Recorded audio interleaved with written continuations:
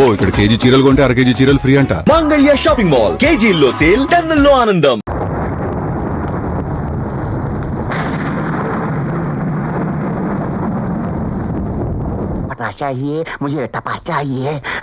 ఇవాళ ఎలాగైనా సరే మందు కొట్టాలి, లేకపోతే నరాలు నగ్మా నడువులా మెలికలు తిరిగిపోతున్నాయి. ఇదిగోండమ్మా సింతాల సోపులు 12, 2 సోపులు 4.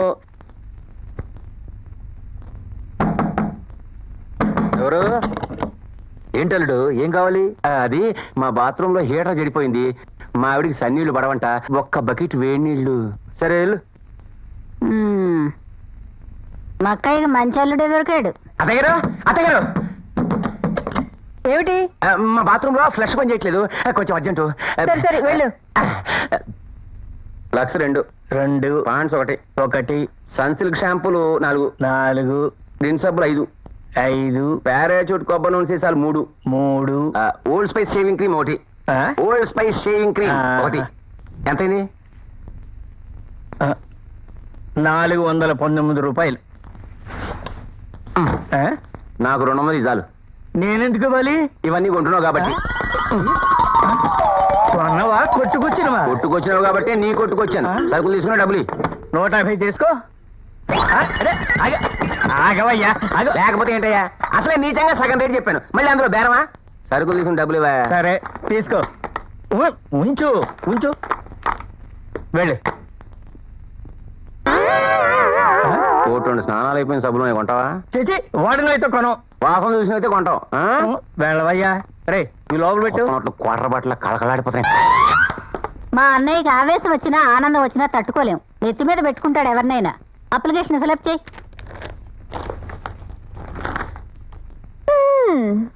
న్యూ అపాయింట్మెంటా? మరే మొన్న నువ్వు ఉండగానే చెప్పాడంటగా అన్నయ్య జాయిన్ అవ్వమని. అవునవునవును, మాస్టారు తెలుగులో చాలా బ్రిలియంట్. అంతేకాదు రాముడికి తోకుండదని, రావణాసురుడికి తోడలున్నాడని రీసెర్చ్ కూడా చేశాడు. నీ మొహం, 100 ఉద్యోగాలు సంపాదించాలంటే రీసెర్చ్లు పిహెచ్డీలు అక్కర్లేదే. అదే కరెక్టేలే.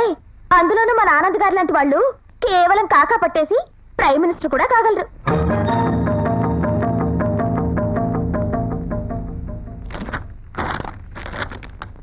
ఇందులో సన్నాఫ్ రాయలేదేమిటి? మీ నాన్నగారి పేరు రాయి.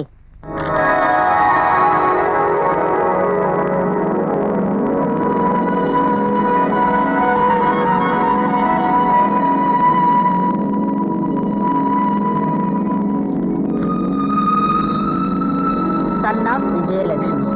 అమ్మ పేరు రాసావేమిటయ్యా? ఈ కాలంలో మీ ఫాదర్ పేరు రాయాలి. పాపం ఇంగ్లీష్ లో వీకేమో. మీ నాన్నగారు లేరా? మీ మదర్తో విడిపోయారా? లేకపోతే ఏ దేశాల్లో పట్టుకుని వెళ్ళిపోయారా? కొంపదీసి వీళ్ళ ఫాదరు ఏ వీరప్పన్ టైప్ స్మగ్లరో కాదు కదా. మాట్లాడమేమయ్యా? మా అమ్మ పెళ్లి చేసుకోలేదు.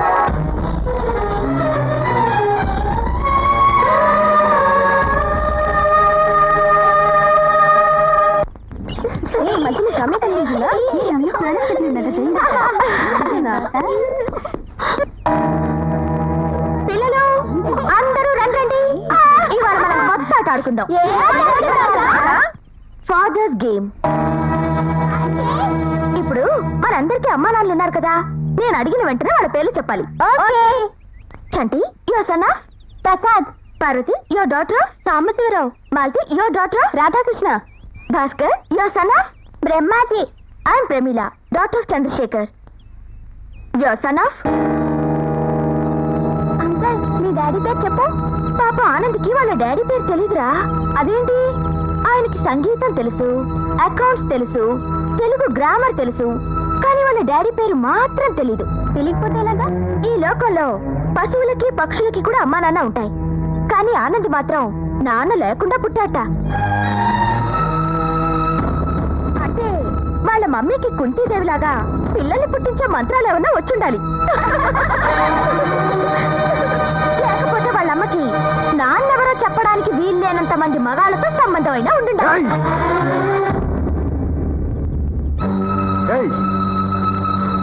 Mind your language.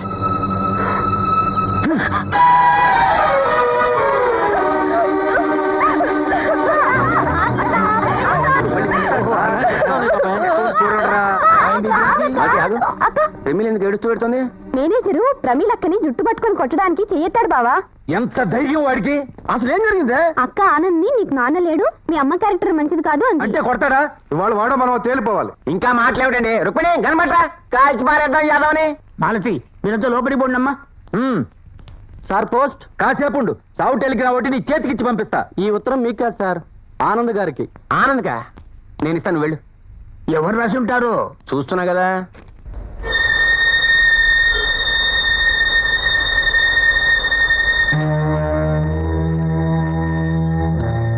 ఏం రాసి ఉంది అందులో? ఈ ఆనంద్ గాడు సామాన్యుడు కాదు. ఇంతకీ ఏముంది అందులో? ఈ సంగతి ఇక్కడ కాదు, పెద్ద ఆవిడ దగ్గర చెప్తా, వాడి ఫ్యూచర్ తెలుస్తా. పదండి.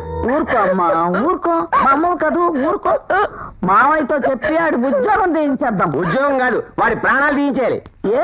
ఈ ఉత్తరం వాడి మేనమామ రాశాడు. ఈ విషయం పెద్ద ఆయనకి తెలిస్తే వాడిని కాదు, వాడి శవాన్ని పంపిస్తాడు బయటికి. ఏం రాశాడు? విను. ప్రియమైన ఆనంద్కు నీ మేనమామ బలరామయ్య ఆశీర్వదించి వ్రాయినది. నీ ఉత్తరం అందింది. ఆ ఇంట్లో స్థానం సంపాదించినందుకు నాకు చాలా ఆనందంగా ఉంది. ఎప్పటికైనా ఆ ఆస్తి మీద, సంపద మీద నువ్వే అధికారం చెలాయించాలి. సూర్యదేవరా ఇండస్ట్రియల్ ఎస్టేట్స్ కు వరప్రసాద్ గారి బదులు నువ్వే ఎండి అయ్యే రోజు కోసం ఎదురు చూస్తూ ఇట్లు నీ మేనమామ బలరామయ్య. ఎంత మోసం! తప్పకుండా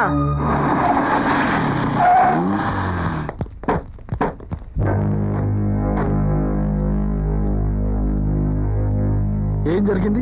ఆ ఆనంద్ గారిని మీ నాన్న ఎవరు అని అడిగినందుకు మన ప్రమేలను కొట్టాడు బావగారు. ప్రమేల్ని కొట్టాడా? అది చాలా చిన్న విషయం తమ్ముడు. ఈ ఉత్తరం చదువు.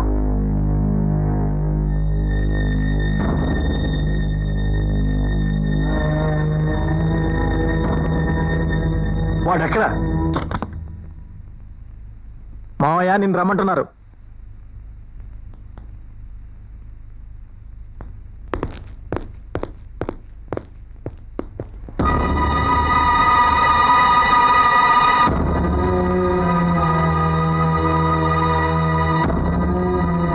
పిలిచారా సార్?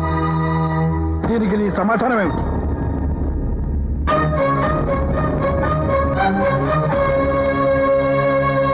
చెప్పు, ఎవరు నువ్వు?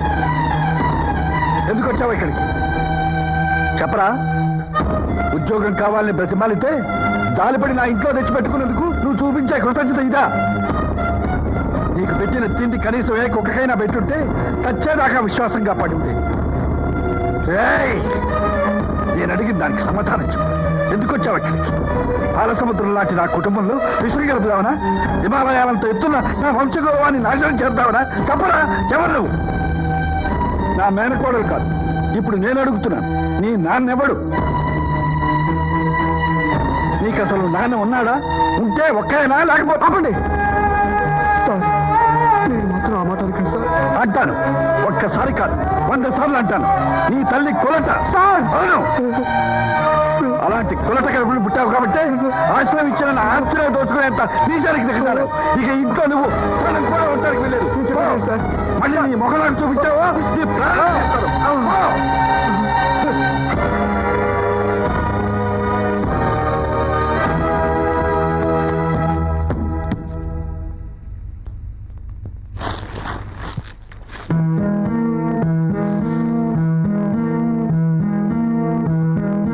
ఆగరా. ఏంట్రా అది? ఏం తీసుకెళ్తావు? చూపిస్తా. అలా ఎందుకు చూపిస్తానండి?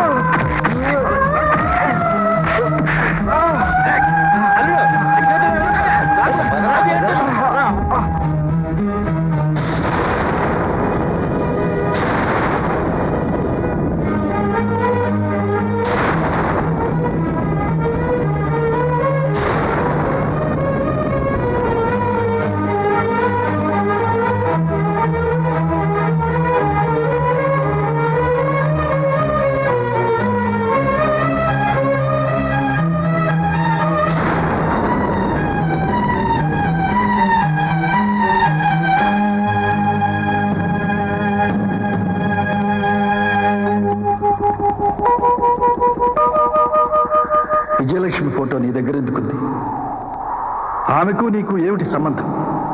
చెప్పు, విజయలక్ష్మి నీకేమవుతుంది? అదే ప్రశ్న నేను అడుగుతున్నాను. విజయలక్ష్మికి మీకు ఏమిటి సంబంధం? అసలు ఆ ఫోటోలో ఉన్నది విజయలక్ష్మి అని మీరు ఎలా చెప్పగలిగారు? ఆవిడ మీకు చుట్టమా, స్నేహితురాలా, తెలుసున్న ఆవిడ? మీరు సమాధానం చెప్పడం నాకు తెలుసు. అంత ధైర్యమే మీకుంటుంటే ప్రేమించి పెళ్లి చేసుకుంటానని మాటిచ్చి తాళి కట్టకుండానే తల్లించేసి పెద్దవాళ్ళకి వంశగౌరవానికి భయపడి ఒక ఆడదాన్ని బతుకి అన్యాయం చేసి ఉండేవారు కాదు. నువ్వు విజయలక్ష్మి కొడుకుని.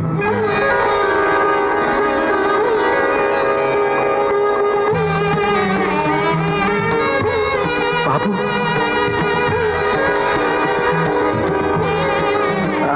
చచ్చిపోయిందనుకున్న ప్రేమ 25 ఏళ్ల కొడుకుగా తిరిగి వచ్చేసరికి ఆశ్చర్యంగా ఉందా? నాకంటూ ఒక జీవితం ఉందని గుర్తు చేసిన నిన్ను చూస్తే సంతోషం తప్ప ఆశ్చర్యం ఎందుకయ్యా? నువ్వు అనుకున్నట్లు నేను మీ అమ్మని మోసం చేయలేను. విజయలక్ష్మి నేను మనసారా ప్రేమించుకున్నాం. ఒకరికొకరు ప్రాణంగా కలిసిపోయాం. ఈలోగా ఇంట్లో వచ్చిన ఇబ్బందుల్ని సరిదిద్దుకుని పెళ్లి చేసుకుందామని నేను వచ్చేసరికి మీ అమ్మ కనిపించలేదు. ఏమైనా నా మూలంగానే మీ అమ్మకు అన్యాయం జరిగిందని గ్రహించి మళ్ళీ నా జీవితంలో పెళ్ళనే మాట తలపెట్టకుండా ఇలా ఒంటరిగా బ్రతుకుతున్నాను. అదే నిజమైనప్పుడు అందరి ముందు నన్ను మీ కొడుకులను ఒప్పుకోండి. మీ సూర్యదేవర వంశానికి నేనే అసలైన వారసుడినని మీ కుటుంబం ముందు చెప్పండి.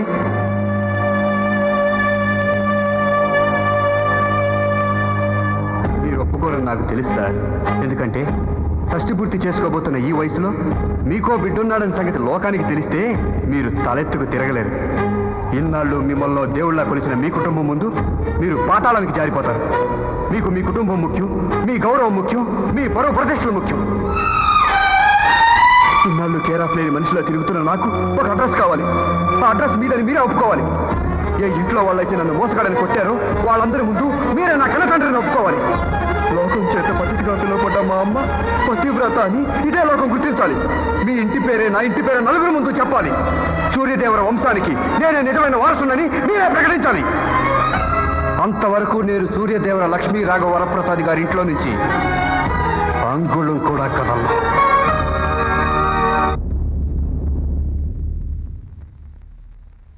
మా అన్నయ్యని ఏదో అడుగుతా అన్నారుగా, అడగండి. గర్భగుడిలోకి గబ్బిలాన్ని రానిచ్చినట్టు ఆ ఆనందగాన్ని ఇంట్లో ఎందుకు ఉండనిచ్చినట్టు అని సాంబశివరావు అని తెగ బాధపడిపోతున్నాడు బావగారు. నేను మా అమ్మ పోతేనే బాధపడలేదు. అయినా 7 తరాలుగా మా వాళ్ళకి ఏడవడం అంటేనే తెలీదు. బహుశా రాధాకృష్ణ ఏమైనా బాధపడ్డాడేమో. నేను బాత్రూమ్ లో స్నానం చేస్తుండగా బావగారు దగ్గరికి వెళ్తున్నాం అంటే పరిగెత్తుకొచ్చాను తప్ప వీళ్ళు చెప్పే దాంట్లో నాకు ఏమాత్రం సంబంధం లేదు. బావగారు, మీరేం చెప్పాలనుకున్నారో సూటిగా చెప్పండి. నేను చెప్తాను. ఈ ఇంటి ఆడపిల్లను కొట్టిన వాడిని ఆ చెంప ఈ చెంప వాయించడం మానేసి సంకనెందుకు ఎక్కించుకున్నారో మాకు సమాధానం కావాలి. వాడి మావ రాసిన ఉత్తరం చదివిన తర్వాత కూడా వాడిని బయటికి గంటకుండా ఎందుకు ఊరుకున్నారో చెప్పాలి. ఈ మాటలు నా ఒక్కడివి కావు, మేజరు మైనరు అనే తేడా లేకుండా ఈ ఇంట్లో ఉన్న వాళ్ళందరివి. ఆగండి.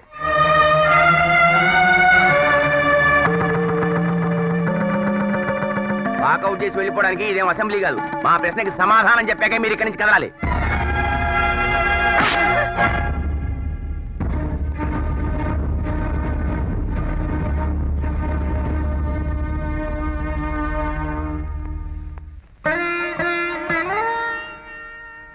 ఎందుకండి తలదించుకుంటున్నారు? వాళ్ళు అడిగిన ప్రశ్నకు మీ దగ్గర సమాధానం లేక, సమాధానం చెప్పే ధైర్యం లేక, మీ ముందు మాట్లాడే అర్హత లేని వాళ్ళ చేత మాటలు పడే బదులు ఒక్క మాట నేను మీ కొడుకుని చెప్పొచ్చుగా.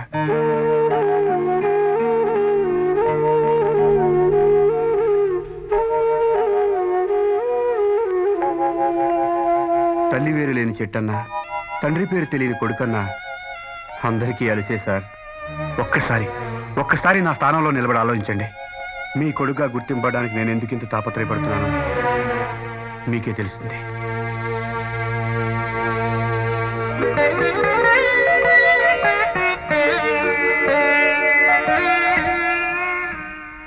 అమ్మా ప్రమీల ఆగమ్మా ఆగు, నా మాట విను. పెద్దదాన్ని నా మాట విను, నేను మామయ్యతో మాట్లాడతా. నేను ఎందుకు ఉండాలి? చిన్నప్పటి నుంచి మావయ్య కూడా నన్ను కోపడలేదు. అలాంటిది ఎవడో ఊరు పేరు లేని వాడు వచ్చి నన్ను కొడితే ఇంకా నేను ఇంట్లో ఎందుకు ఉండాలి పెద్దమ్మా? ఉండక్కర్లేదు. సైదులు బాబు ప్రమేల్ని స్టేషన్ దగ్గర దింపేసిరా. అలాగే బాబు. అన్నట్టు నువ్వు వెళ్ళేది రైలుకా బస్కా? లోపలికి. ఏ ఇంట్లోంచి వెళ్ళిపోతున్నావుగా? నా ఇల్లు నా ఇష్టం. వెళ్ళాలనుకున్నప్పుడు వెళ్తాను, ఉండాలనుకున్నప్పుడు ఉంటాను. అయినా నీలాంటి పనోళ్ళకి సమాధానం చెప్పాల్సిన అవసరం నాకు లేదు. నన్ను కొడతావా? పనోడు పాలేరుడు అంటే పాతేస్తాను. మొన్న కొట్టకపోయినా కొట్టానని మీ మావయ్యతో చెప్పావు. అందుకే ఈ రోజు నిజంగా కొట్టా. వెళ్ళి నీ దిక్కులు జడ చెప్పుకో. ఏయ్, నోరు ముసుగు లోపలికి వెళ్ళు. వెళ్ళా సైదులు. నమస్కారం. ఈ రోజు వార్తల్లోని ముఖ్యాంశాలు. సూర్యదేవర వరప్రసాద్ గారి దగ్గర నుండి పార్టీ పగ్గాలని మన యువ నాయకుడు ఆనంద్ గారు స్వీకరించారు. పదవిలోకి రాగానే ఆయన ప్రజలతో మాట్లాడుతూ ఆయనతో తేడాలుస్తే తోలు తీస్తానని, చెమడాలు ఒడుస్తానని, పేగులు తోడేస్తానని ఆప్యాయంగా హెచ్చరించారు. ఈ వార్తలు ఇంతటితో సమాప్తం. సెలవు.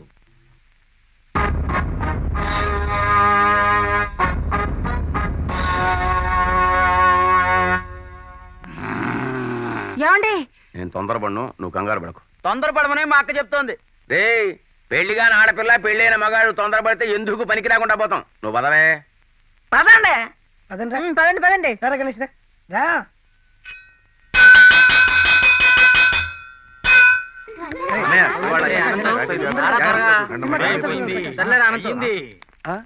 కార్లు అయ్యి. రే సైదులు, సైదులు. ఏంటండి? ఎరా రైల్వే స్టేషన్ లో లాగా గంట కొట్టిన గంట గాని కార్లు రావా? వాడెన్ని గంటలు కొట్టినా మీరు ఎన్ని గంటలు వెయిట్ చేసినా కార్లు రావు. ఏ ఎందుకు రావు? ఎందుకంటే ఒక్కొక్కళ్ళు ఒక్కో కారులో వెళితే ఒళ్ళు కొవ్వెక్కి కొట్టుకుంటున్నారని ఈ రోజు నుంచి అందరికీ కలిపి ఈ వ్యాన్ సెట్ చేశా. ఇక నుంచి మీరందరూ దీంట్లోనే వెళ్ళాలి. ఈ కుక్కల బండిలోనా? ఓయ్, ఆ మాట గట్టిగా అనుకో. విశ్వాసం లేని మీరు ఈ బండిలో ఎక్కుతున్నారని తెలిస్తే ఆ కుక్కలు మళ్ళీ ఈ బండిలోకి ఎక్కవు. వ్యాన్ కింద పడి చావు నేను చస్తాను కానీ లోపల మాత్రం ఎక్కను. ఎక్కరా? రేయ్, ఏంట్రా మన్నేని పట్టుకుని ఒరేగి అంటున్నావు? ఎక్కువే. ఎలా? ఏయ్, మీకు సపరేట్గా చెప్పాలా? అక్కడే రండి రండి.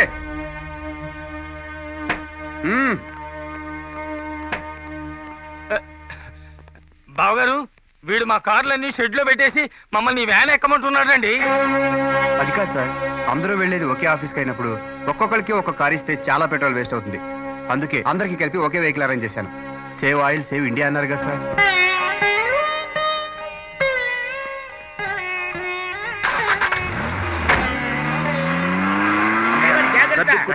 ఎక్కడే రేయ్, రోజులు బాగున్నాయని రెచ్చిపోకు. ఏంటి బాబు? బాబేరా, మాకు టైం వస్తుంది. మూసుకొని కూర్చోండి. నోర్మయ్య. అబ్బా, డోర్ మూసుకొని కూర్చోమన్నానండి. ఎక్కడ ఏడిచావు? వేస్ట్ క్రోసం ఎక్కువని. ఏ క్యా హై? రేయ్, కొందరు దింపేసి వచ్చాయి. కూరగాయలకు తీసుకెళ్ళాలి బండి. చూసావా అక్క, ఈ వేళ సేవ్ ఆయిల్ అన్నాడు. రేపు వంటంతా మొత్తం ఒకే స్టవ్ మీద చేయమంటాడో ఏమో. ఏం చేస్తామే, కలికాలం. పదండి లోపల. బాబా పదా. అనంత్ సార్, మిమ్మల్ని జూనియర్ ఎండి గారు రమ్మంటున్నారు. జూనియర్ ఎండియా? వాడెవడు? ఆనంద్ గారండి. ఆనంద్ అంటే మా ఇంట్లో పనిచేసే. అవునండి, ఆనంద్ గారే. వారిని మా ఇంట్లో నెల జీతాన్ని పనిచేసేవాడు వాడు మాకు జూనియర్ ఎండియా? ఆ విషయం వారిని అడగండి. అన్నయ్య, ఆనంద్కి ఒళ్ళు బాగా కొవ్వెక్కిపోయింది. ఎవడికిరా ఒళ్ళు కొవ్వెక్కిందంటున్నావు?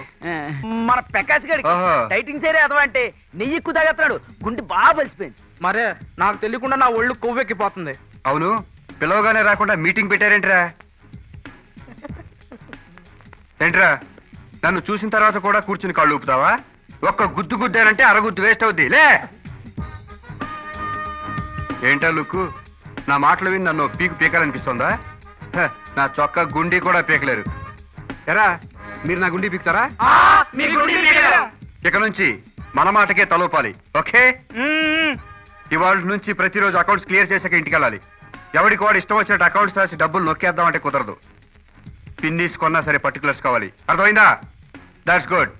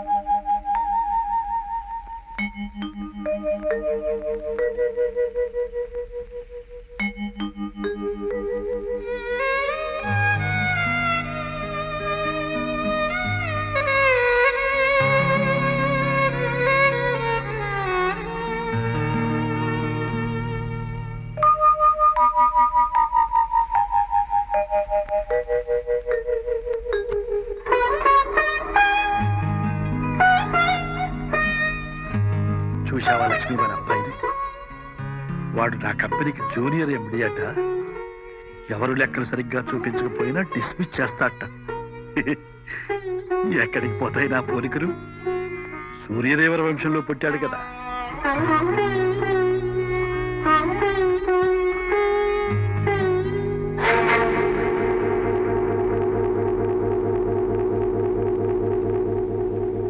వెలుగులో దీపం వెలిగించిన చీకట్లో నిజం ఒప్పుకున్నా ఉపయోగం ఉండదు సార్.